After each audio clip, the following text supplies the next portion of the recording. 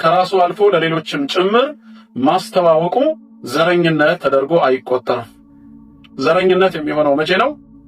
የራሱን ከሌላው ከፍ አድርጎ የተመለከተ ጊዜ ነው። ሌሎቹን የናቃቸው ጊዜ ነው። ለሌላው የበታችነት ስሜት ከተሰማው ነው ዘረኝነት የሚሰኘው። ድምፅ ሳይቆራረጥ ይደርሳቸዋል ብዬ ተስፋ አደርጋለሁ። الشيخ محمد راتب النابلسي حفظه الله በዚህ ጉዳይ ላይ ያላቸውን መልከታ እንዲህ ያቀርቡታል። ዘረኝነትን በተመለከተ የሚሰጡት ትንታኔ ዘረኛ የሚሰኘው ምን አይነት ሰው ነው ለሚለው ምላሽ ሲሰጡ ምን ይላሉ? ጎጠኛ ማለት هو الذي يرى نفسه متميزا على من حوله በዙሪያው ካሉት ይልቅ እኔ የተለየሁ ነኝ ብሎ የሚያስብ ሰው ዘረኛ ይሰኛል። يحق له ما لا يحق له ለነሱ የማይገባቸው ነገር ሁሉ ለኔ ይገባኛል ብሎ ካሰበ ይሄ ነው ዘረኛ የሚሰኘው። وهو معفي مما يجب عليه በሌሎች ላይ ግድ የሚለውን ነገር በሌሎች ላይ ሊሰሩት የሚገባውን ነገር እኔን አይመለከተኝም ብሎ ካሰበ ይሄ ዘረኛ ነው። ينبغي أن يأكل واحدة ስመገብም ከሌላው ተለይቼ ብቻዬን ልበላ ይገባኛል ካለ وأن يسكن واحدة ብቻውን መኖርና ማደር እንዳለበት ካመነ وأن يستمتع بالحياة واحدة በህይወትም استمتاع ማድረግ መደሰትና መርካት የኔ ግላዊ መብቴ ነው ከሌላው ተለይቼ ካለ ጎጠኛ ነው፣ ዘረኛ ነው። وأن يشتري من الأشياء الثمينة ما يحل له وحده እጅግ በጣም ውድ የሆኑ የክብር መገለጫ ልብሶችንም እኔ እንጂ ለሌላው አይፈቀድም በማለት ባለባበሱ ከሌላው ለመለየት ከሞከረ ይሄም ዘረኛ ነው።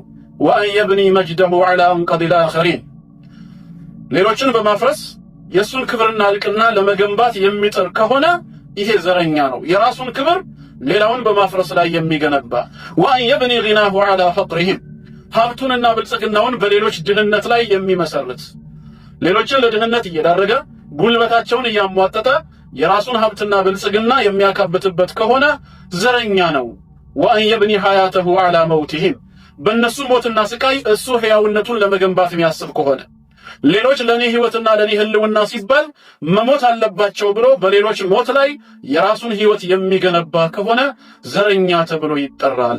وأن يبني أمنه على خوفهم በእነሱ ስጋት በእነሱ ፍርሃት የሱን ደህንነት የሚገነባ ከሆነ ፍርሃትን በሌሎች ላይ በመጣል ደህንነቱን ለማርዘም የሚጥል ከሆነ ይሄ ነው ጥረቱ ዘረኛ የሚያሰኘው። وأن يبني عزه على ذلهم እልቅናውንና የበላይነቱን ሌሎችን በማዋረድ ሌሎችን ዝቅ በማድረግ የራሱን እልቅና የራሱን የበላይነት እገነባለሁ ብሎ ካሰበ ዘረኛ ይባላል። ይሄ ነው ጎጠኛ ዘረኛ ተብሎ የሚጠራው ማለት ነው። የተቋረጠ አይመስለኝም። ተቋርጧል እያላችሁኝ ነው። ተቋርጧል እንዴ?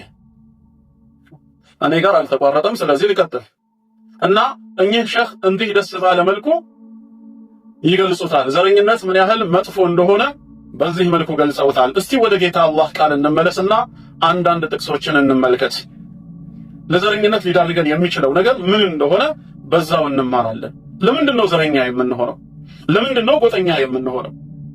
አንተ የአማራ ተወላጅ ስለሆንክ፣ አንተኛው ደግሞ ዘርህ ኦሮሞ ስለሆነ፣ እሷ ደግሞ ትግሬ ወይም ጉራጌ እንዲሁም ሌላ ብሔር ውስጥ ተወላጅ ስለሆነች በምንድን ነው ከፍ ልንል የምንችለው? ኩራታችንስ ምንድን ነው? ያንተ ኦሮሞነት ከሌላው በምን ተለይቶ ነው አንተን ከፍ የሚያደርግህ? አንተስ አማራ ወይ ትግሬ በሆነ ከሌላው ለየት የሚያደርግህ ምን ስለሆንክ ነው? አላህ ምን ይላል? ሱረቱል ሁጁራት ቁጥር 13 ላይ በምዕራፍ 49 ሱረቱል ሁጁራት ቁጥር 13 ላይ አዑዙ ቢላሂ ሚነሽ ሸይጣኒር ረጂም ያ አዩሃን ናስ እናንተ ሰዎች ሆይ ሁላችንም ሰውነን ብለን የምናምነውን በጠቅላላ ጌታ አላህ ምን ይላል?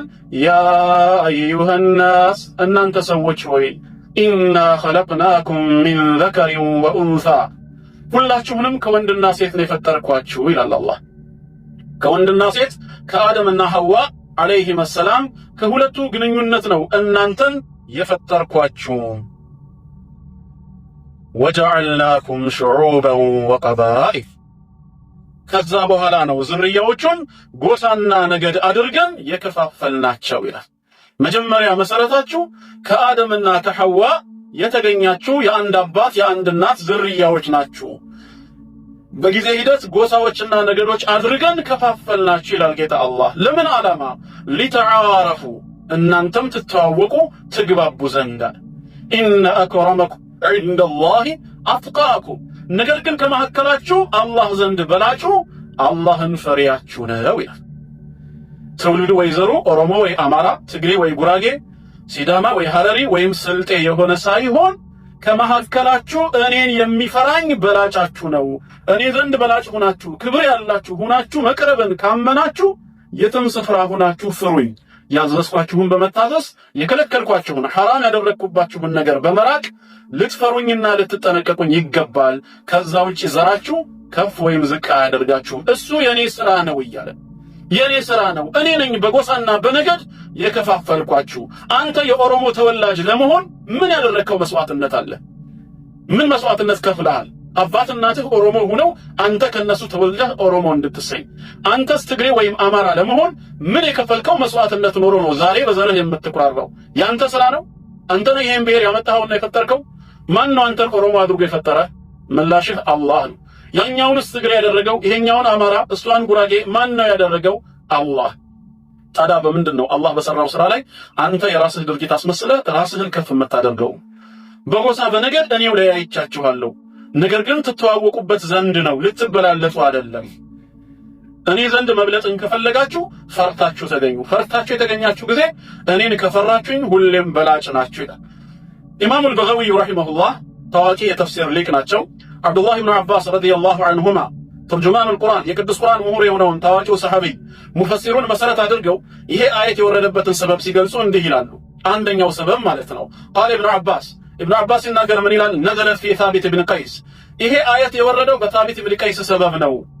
ወቀውሉሁ ሊረጁል الذي لم يفسح له፣ በመቀመጫ ላይ ቦታውን ያላሰፋለትን ሰው መሰረት አደረገና ቦታው ላይ ሰፋ ስላላደረገለት እንዲቀመጥ ከፈት ስላላደረገለት ምን ብሎት ነበር? ያ ኢብኑ ፉላና፣ አንተ የሴት ልጅ አለ። በእናቱ ሲያነውረው ማለት ነው።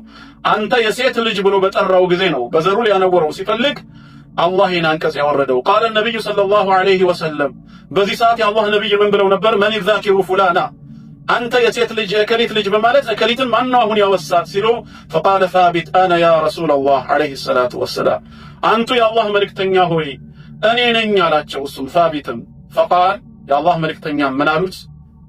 ረጋ ባለ መንፈስ እንظር ፊ ውጁሂል ቀውም፣ እዚህ ወደ ተሰበሰቡትና ወደ ተቀመጡት ሰዎች ፊት ተመልከት አሉት። ፈነዘር፣ ሰዎችን ሁሉ ተመለከታቸው። ፈቃለ፣ ከዛም ጠየቁት ማ ረአይተ ያ ሳቢቱ፣ ሳቢት ወይ ምንድነው ያየኸው በሰዎች ፊት ላይ ሲሉት ቃለ ረአይቱ አብየድ ወአሕመር ወአስወድ፣ ነጭ ቀይና ጥቁር ፊቶችን የተመለከትኩታል። ነጭ ቀይና ጥቁር ፊቶችን ተመለከትኩኝ። ቃል፣ ከዛም ረሱል ሰለላሁ ዐለይሂ ወሰለም ምን አሉት? ፈኢነከ ላ ተፍደለሁም ኢላ ፊዲን፣ አንተ እነሱን ልትበልጣቸው አትችልም። ኢላ ፊዲኒ ወተቅዋ፣ በዲንና አላህን በመፍራት ካልሆነ በስተቀር።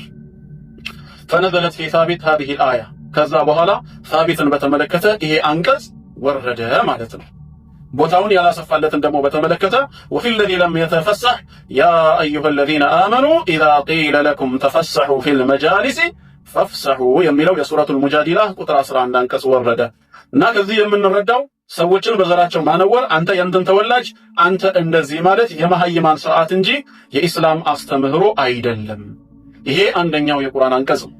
ሌላኛው የቁርአን አንቀጽ እንደዚሁ በሱረቱ ሩም ምዕራፍ 30 ቁጥር 22 ላይ ሱረቱ ሩም ምዕራፍ 30 ቁጥር 22 ላይ ወሚን አያቲሂ፣ ከምልክቶቼ መካከል ይላል ጌታ አላህ፣ ከተአምራቶቼ መካከል ኸልቁ ሰማዋት ወልአርድ፣ ሰማያትና ምድርን መፍጠሬ ነው ይላል። ሰማያትና ምድርን መፍጠሩ ከኔ ተአምራቶች ከድንቅ ምልክቶቼ ነው። ወእኽቲላፉ አልሲነቲኩም ወአልዋኒ፣